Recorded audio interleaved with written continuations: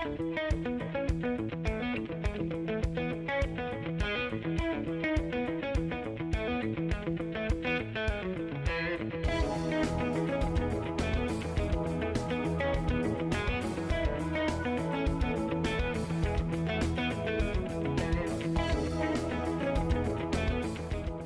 Cod is an inspiration for innovation.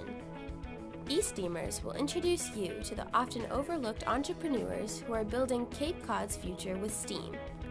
Join us on the journey as we discover the makers, the innovators, educators, and artists who are creating the new economy on the sandbar. Welcome to eSTEAMERS. I'm your host today, Paula Hersey, and we're checking in with Steve Johnston from OpenCape. There's a new tool out there if you want high-speed internet. It's called CrowdFiber. Welcome to the show, Steve. Thanks, Paula. Good to be here.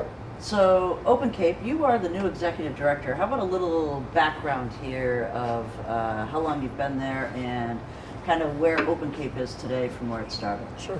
So I joined OpenCape September of last fall. We had just kind of finished the complete build of the middle mile, the backbone, where we've laid about 450 miles of fiber from Brockton down across the Sagamore Bridge and across the South Shore, back and forth across the Cape up to P-Town, back down to Woods Hole, across the railroad bridge, out through New Bedford, Fall River, connecting in Providence. So we connect to our internet pops in Providence and in Boston. It's a truly redundant network. So I joined right at that kind of critical period as the construction phase was winding down, and then we started looking at how we were going to start servicing the Cape, the islands, the South Shore, southeastern Mass, and that's really what my focus has been since I got here. When I got here, I realized quite quickly we hadn't done a lot of communication out to towns, businesses, and residents about what really was happening. I think people knew about OpenCape. They knew we were building this amazing fiber network, and really they didn't understand what it meant to them. Right. So we really tried to re-coordinate our communication efforts, and we launched a new website last week. And as part of that website, we have this CrowdFiber tool that allow people, whether you're a business or a resident, to go to the site and say, hey, I'm interested in fiber, I'm interested in having great connectivity, I want to raise my hand digitally and say, I'm interested, let's talk. Okay. So in 6 days, I've had about 400 people come through to the site, give us their information, raise their hand digitally, take a speed test, answer a couple of questions. So we're getting great data across the Cape, across the South Shore, across the islands.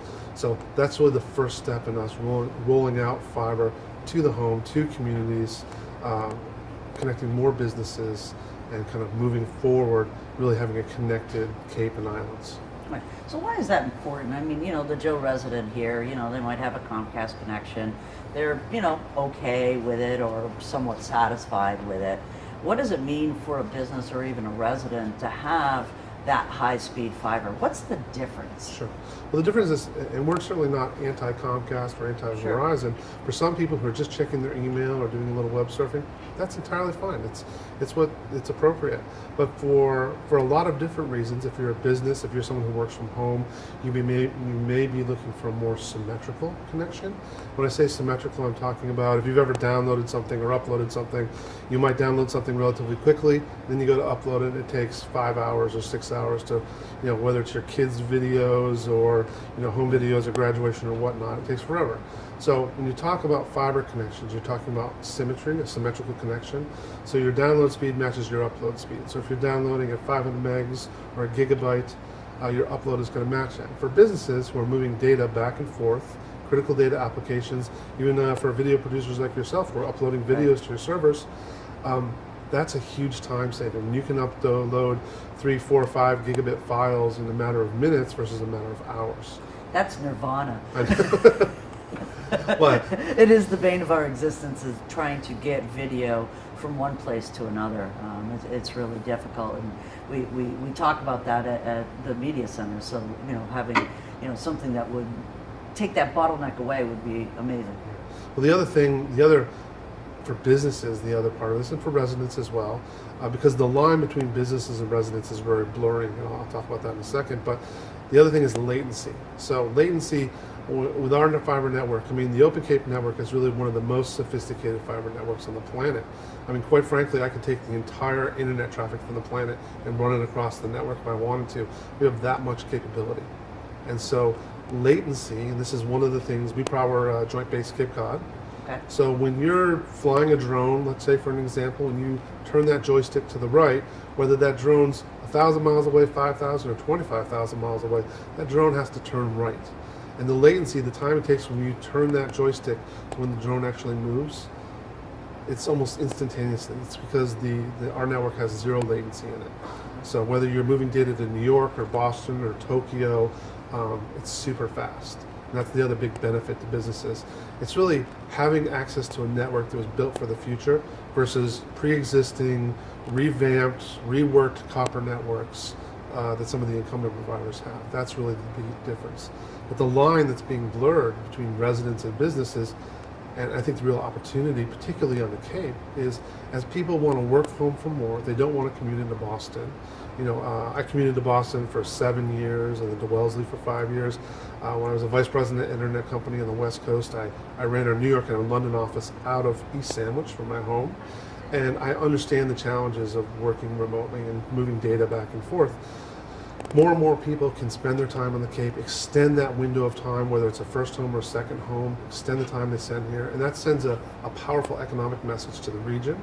It helps businesses stay here, it attracts new businesses, and you start talking about all the ancillary benefits you get from things like the Internet of Things. You know, you've got a thermostat in your house, you can control your iPad. I just got a new a garage door opener that connects to the internet. I don't know why. I don't know why I need that, but I have it. And you know, I have 4 kids. They're playing Xbox. They have their devices, their phones.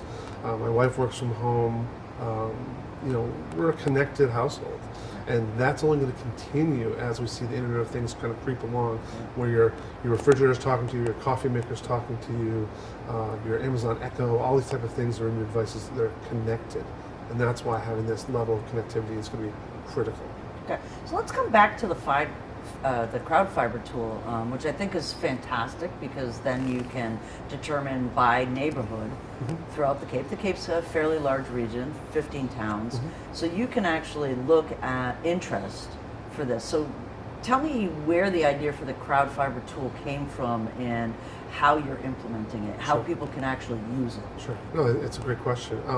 My second day in OpenCape, I was in a meeting with a guy named Elliot Noss, who's the CEO of a company called Two Cows and runs another internet provider called Ting. And I just happened to be talking to him, and we were talking about some of the data that they look for when they're investing in communities to connect them. And he really suggested to me, you should check out this crowd fiber tool. And Greg Richardson, crowd fiber is an Atlanta-based company, a small company. Greg Richardson runs it.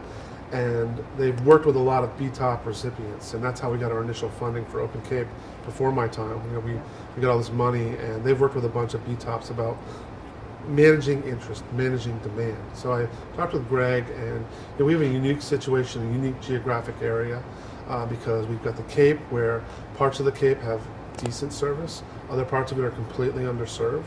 And then my service area also extends out to New Bedford and Fall River and Providence and Brockton. So it's very different markets in a sense. Our off-Cape strategy and our on-Cape strategy are very different. But the crowd fiber tool is fantastic because it lets me to, we received a grant from the Cape Cod Economic Development Council. So we were able to build out the 15 towns. So if you go to the tool, you click on your town, you'll see 2 things. It'll say what percentage of the people of your town have participated, and then how many households you have to go. We picked a threshold level. We picked 40% of the households in every town. It's just the baseline. That kind of is the minimum threshold, the participation level we would need to get to justify building out fiber into a community.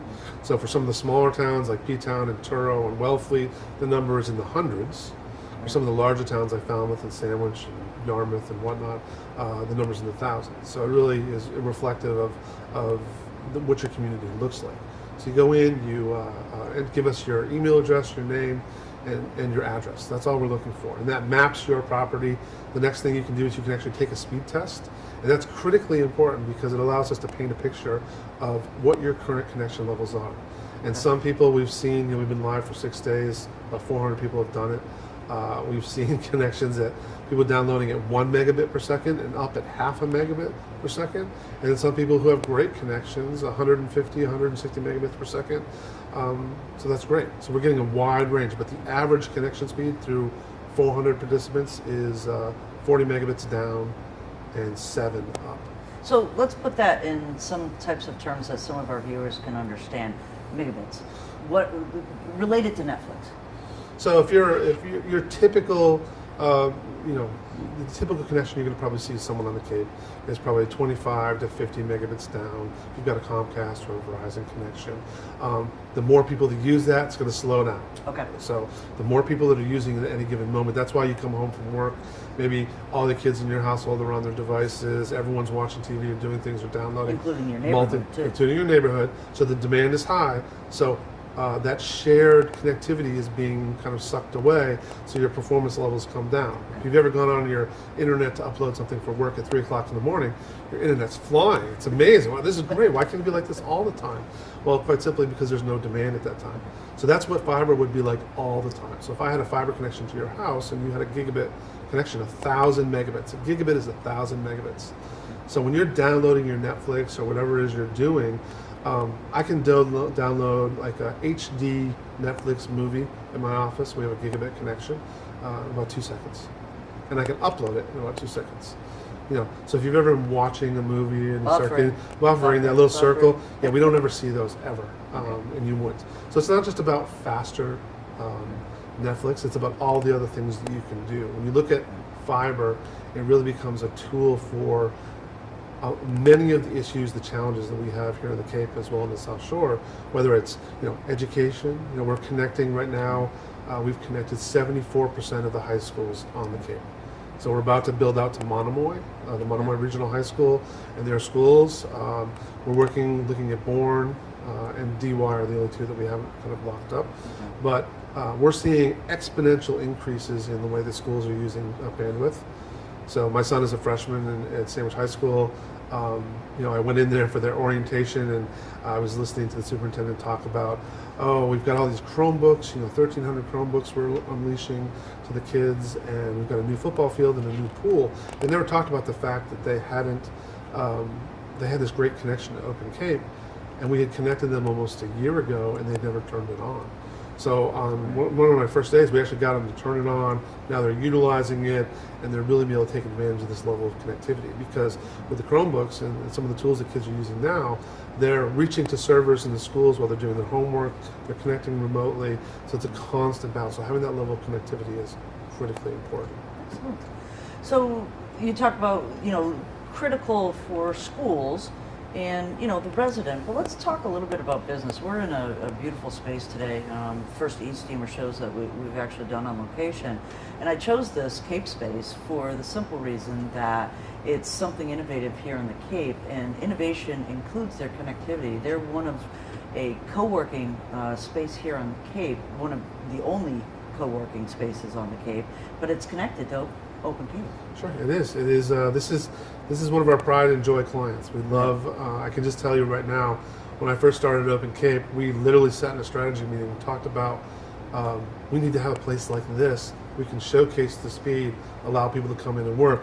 Thankfully, Robin was way ahead of us at that point, and this is a perfect example. When I talk about Cape Space and Robin and this environment, this is the perfect example of how fiber can impact our economy.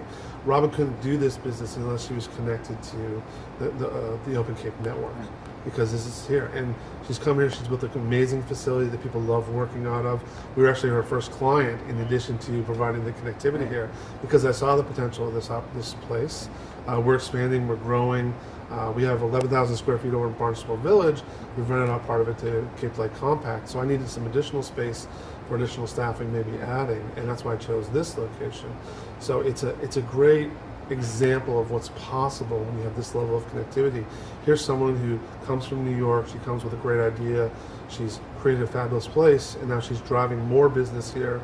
I think she's doing incredibly well, and that's what we want to see. That's the kind of power I think fiber has. So when people come here for whether it's a day, a week, they're on vacation, they need to do something, they can come here, have a great environment, connect at super high speeds, gigabit plus speeds, and then go off and do their work. And maybe that's why they'll come back and consider it a second home or first home or whatever here. So I think it's a great, Cape Space is an amazing example of what's possible. It is, and data, as we look at it, I was in the space for data many, many years ago with web development, and as we move forward into, the newer types of technologies that are out there, how important is the Cape, is it that we try to get these things in place now instead of 5 years from now or 10 years from now, to compete with economic development that's going on all around us? Sure.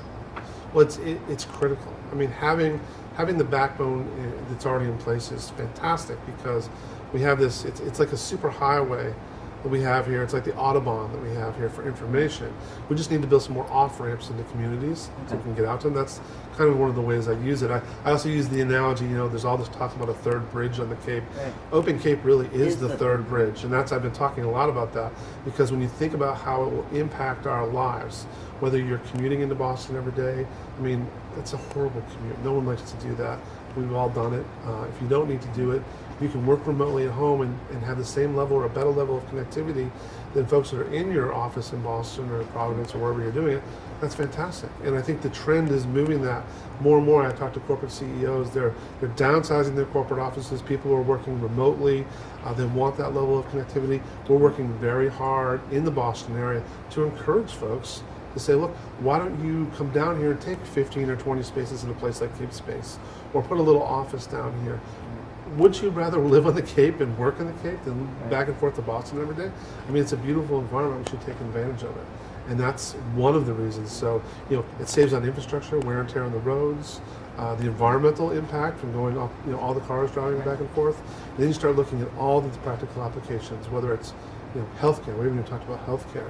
Right. One of the things OpenCape is working on is. That was my next question. No, I'm sorry. I didn't mean to. You got me going, and I didn't mean to jump ahead of you there. But the healthcare pilot, where we're looking at an urban deployment in Brockton, and the Cape would be a rural deployment, where we're looking at basically the state spends about $20 million a year relocating 129 individuals from their current living situation into some mass health, Medicaid-driven assisted living facility. That's $20 million. That's a shocking number. So we saw that number and we thought, is there a way we can take technology and take a similar group of people that are on that bubble, that 129 individual group, and wire their homes? I'm not talking about video surveillance. I'm talking about simple, soft telemedicine. Telemedicine, exactly. Telemedicine. Believe it or not, like you get up in the morning, you put your feet on the ground. There's a pad there. Oh, Steve's alive. Great, we know he's alive. I go to the bathroom. Flush the toilet. Okay, great. I get back in bed or whatever. They can monitor these things. If you normally flush your toilet 5 times a day, and you're only doing it once a day. Are you dehydrated, or you're not eating? Does that prompt a well visit? We've had some examples in some of the test stuff where someone's got up in the middle of the night, they've gone to the restroom, and then they didn't go back to bed. Did they slip and fall? Did something happen? Now, it turns out in that particular case, she was knitting, and but she did get a well visit, a well call, through their iPad, and she was fine. But it's that sort of levels of technology that allow people to stay in their homes, reduce the cost dramatically to the state, and allow us to extend fiber. So that's one example they're currently working with the state on to figure out how we can roll this out in this test platform. So that was my next question, really, because Dan Gallagher was on the show just before you had started and talked about that initiative. So crowd fiber, people can go to OpenCape and sign up on that crowd fiber. Yep. What other initiatives do you see for entrepreneurs here on the Cape related to connectivity? We have a maker community here. We have lots of small, single-owned businesses. Right. Does this OpenCape connectivity provide a window to the world? We've always been promised the World Wide Web here on the Cape. Right. We've never actually quite seen it, having lived here for 30 years. Does OpenCape have a idea of reaching those entrepreneurs? There's this underground network on Cape Cod of entrepreneurs? How does OpenCape want to reach those folks? Sure. Great question, and it's shockingly relevant because when you look at the economic development kind of status of the Cape, particularly the Cape, you're talking about 20 to 25 businesses that have more than 200 employees. Right. Beyond that, if you look at some of the Cape Cod Commission's numbers, about 64% of all the businesses on the Cape have between 1 and 4 individuals working there. So basically, you've got a lot of sole proprietors or small individuals, or individuals that are working at a company they may have. And I can give you a couple different examples. They're in New York or Las Vegas or LA, but they have a home here in Provincetown or on the Vineyard or mostly the Lower Cape. Orleans down, I see. IBM, Adobe. There's an enormous amount of people who work for these worldwide companies that live on Cape Cod. Massive. And so I can tell you right now, there are a couple things that are going on, and I'm really encouraged about it. Towns and the citizens in towns have kind of banded together and said, hey, this is something we really have to solve, because I have a house, let's just say it's Wellfleet or Truro, or it's Falmouth, and I want to come here more often. I want to come here for more than 2 months a year. I want to be able to work remotely, have a great connection, and I want to do that. And that's the whole trickle-down economy is going to apply there. But so these individuals in towns have banded together, and I was invited, for example, on Memorial Day weekend of all weekends, I was invited to Provincetown to a group of citizens, there are probably about 50 citizens there, who were looking to make Provincetown their year-round residence versus just the summer residence. And these were high-powered executives, corporate individual types that live in New York or Washington or Boston. They want to come here and live here 8 or 9 or 10 months a year, and maybe during the middle of the winter go someplace else, but that's fine. And that's, I think, what we really need to appeal to. Whether you're a sole proprietor or you're working from home or you're trying to start up your business, absolutely we need to solve that. So I really view small business and the residential market as one solid block. So when you're in the crowd fiber tool, it'll literally say you type in your address. You don't type in your address, you just type in your street address and your zip code. And then there's a button there that says, are you a resident or is this commercial? What are you looking for? And we did add a visitor button because the visitors are critically important to us. Sure. For a couple different reasons. If you're coming here, you want to have great connectivity, you want to know where there's great connectivity, we can update them, but also for a very selfish reason, as a nonprofit, one of the things that when I came, we're really trying to leverage our nonprofit status. So fundraising is part of our actual mantra now. And I come from PBS. I'm kind of grown up in the PBS pledge drives. I'm not afraid to ask for money. So we're really looking at that kind of scenario. When we relaunched the website, you'll notice the donate buttons there. So it's actually working really well. We've had a lot of people who may be very happy with their Comcast service, or maybe they're not, but they're still donating because a choice is imperative. Having a choice means that the consumer or the businesses are ultimately going to be better served in the long run, because anytime you have a choice, the consumer wins. And that's it. So we're seeing a lot of enthusiasm, a lot of engagement, a lot of activity. So it's great. Fantastic. The final question I'll end on, because it's always on the minds of everyone here on the Cape, is cell data and cell phones. Mm-hmm. There was talk earlier in the year that possibly there was a provider here that was going to utilize OpenCape. And is there a way that cell carriers can utilize OpenCape to stop the bottleneck of data? We really literally, you can go, down, I believe it's South County and Main Street in Osterville and lose a data connection for your cell carrier. So we'll end on that. What's the prognosis on the ailing cell carrier situation here? The prognosis is good. Okay. So even before I came to OpenCape, and I can't take credit for this deal, but we have a deal with a large provider. It's AT&T. I'll say it. We have in our data center, so at the OpenCape headquarters over in Barnstable Village, we have a 2,500 square foot data center that is really a place for businesses or even residents who need server space. They can get server space there. But AT&T actually has a huge portion of their Cape infrastructure in our data center. And we have connected 51 of their cell towers on the Cape and just over the Cape to fiber. So the important part of that is it's called backhaul. So when you have a wireless tower, so if I call you on your cell phone, and I live in East Sandwich, and I make a phone call and it goes to the cell tower, and then that cell tower connects to the internet and goes to a cell tower close to wherever you are via the internet, and then that tower broadcasts out to your cell phone. That's the way cell technology works. That backhaul where the cell towers talk to themselves is where the bulk of calls get lost.